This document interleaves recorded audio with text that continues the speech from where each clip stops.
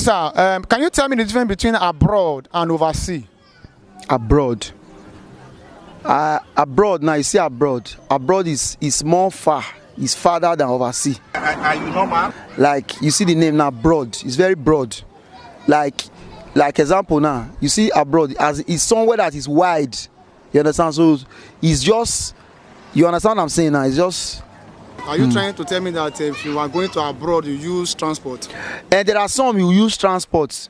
You see somewhere like Libya now or Morocco, you see there is desert, so there is space. So that's an example of abroad. Hey! Okay, you mean there's Libya is abroad? Yeah, it's abroad Morocco because there is space. It's because of the space so that I'm saying it. So anywhere you have space like that, you can call it abroad. So any country that don't have space is not abroad? No, it's not abroad. Jesus is Lord.